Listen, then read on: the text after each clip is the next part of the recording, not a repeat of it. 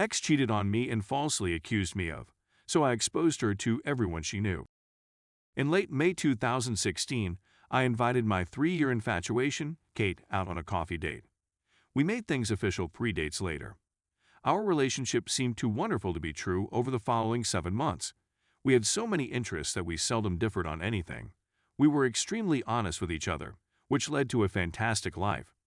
We both had decent careers, so we had money to indulge each other, and our families were both supportive of our relationship.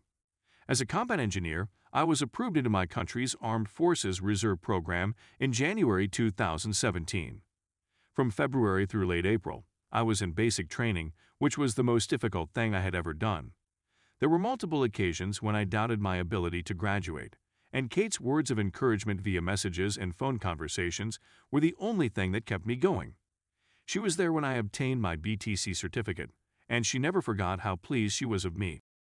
As part of my reserves work, I'd have to travel away for advanced training in the summer, from early June through late August. Kate was completely supportive of my decision to go 400 kilometers to the training center and spend almost our entire summer vacation working to further my military career. The summer was rough for me.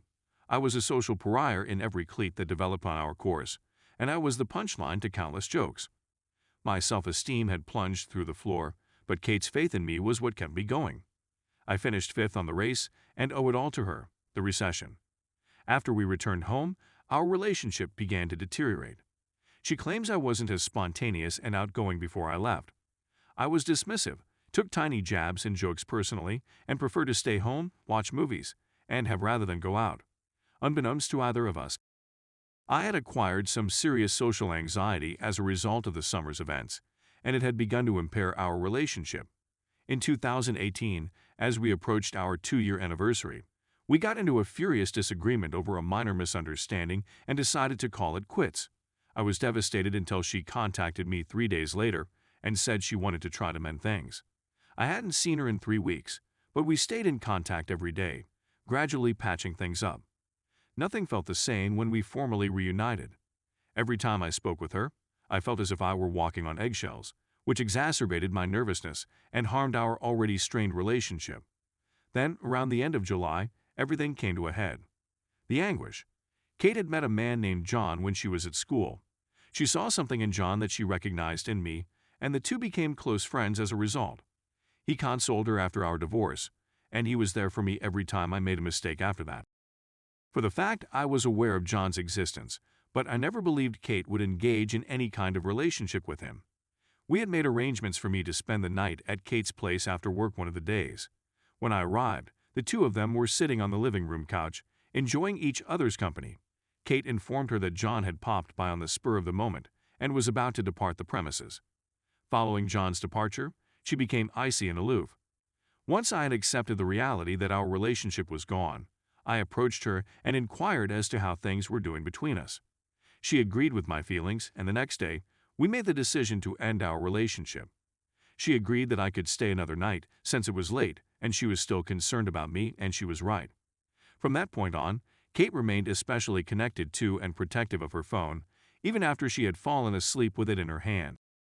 If I had glanced over and seen her and her friends messaging about anything, she wouldn't have worried, but now she was doing all she could to keep the device hidden from my view. In response to my questions, she indicated that it was an internal matter, which just heightened my anxieties further. After she had fallen asleep, my curiosity got the better of me, and I accessed her phone, for which I already had the password, and found hundreds of messages between her and John. Messages about how she was now single, how amazing it was that they could finally be in a public relationship, and how she was laughing at everything I did were all sent to me. I shed a few tears gently as I read through each sorrowful passage. My crying wasn't as hushed as I had intended, which was disappointing. When Kate realized what I was up to, she screamed and threw a tantrum in my direction. Having been unable to raise the necessary wrath or the necessary words to face her, I just gathered my bags and walked away, with Kate swearing and yelling at me throughout. When I returned home late in the morning, I just broke down and sobbed uncontrollably for the rest of the night.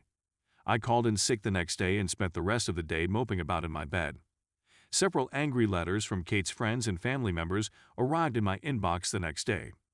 In order to preserve her reputation and denounce whatever I may say about her, she told everyone she knew that I had forced myself on her that night in one last attempt to get some before we broke up, and that I had left after the act was completed in order to protect her image.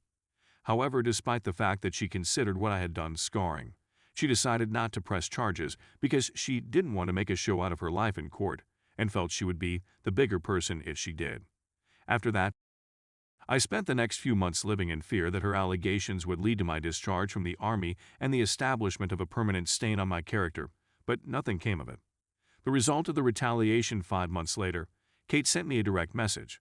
Once she was through with the pleasantries, she basically admitted that she had lied about everything and that she had faked everything, but she would never publicly confess it in order to preserve her own reputation. My image be damned.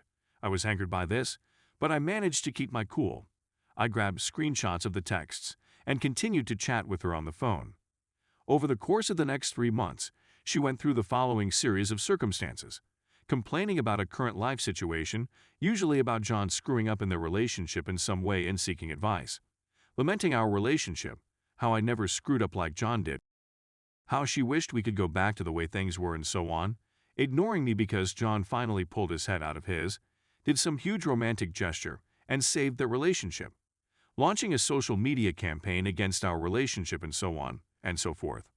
This occurred 3 times in a row, and each time it left me drained and sad, but it was something I wanted to happen for some reason. When this occurred, I took screenshots of what she said every time it happened. By the time I came to the conclusion that it was time, I had a complete SD card filled with everything I had gathered. For Kate, I purchased a large number of manila envelopes and addressed them to everyone I believed would be important to her: her parents, grandparents, extended relatives with whom she was particularly close, and her closest friends, her job supervisor, coworkers, teachers, and anyone else I could find who had a postal address. When I sent the messages, I made certain that anyone got them knew that they were between me and Kate. It took 3 weeks for me to obtain my findings. Some of them who had previously messaged me with the intent of embarrassing and insulting me have now expressed regret for their actions. I particularly liked the one from her own parents, who went on to say that they were deeply sorry for their daughter's behavior, that they raised her to be better than she acted, and that they requested that no legal action be taken against her. This had crossed my mind, but I lacked the financial means or the mental fortitude to wage a legal battle. When they asked if I'd think about it, I promised them I would, and that if I did, they would be the first to know, apart from Kate. I received text messages from Kate as well, with phrases such as, "How could you abuse my trust in such a way?" and "You shattered my life, you betard." As a substitute, I read every rage-inducing email that arrived into my inbox with a happy grin and blocked her until the messages stopped coming. While I was unaware of the extent to which my revenge had impacted her life, I am aware that she had dropped out of school and had lost her employment as a result of my actions. I hope it was all worth it for John in the end. Edit. Thank you all so much for your wonderful words of encouragement. Many individuals have expressed concern about my mental health, so I thought I'd allay their fears. I've been seeing a therapist for 3 months and have made great strides. I can't begin to express how grateful I am to her for assisting me in regaining some sort of normality in my life.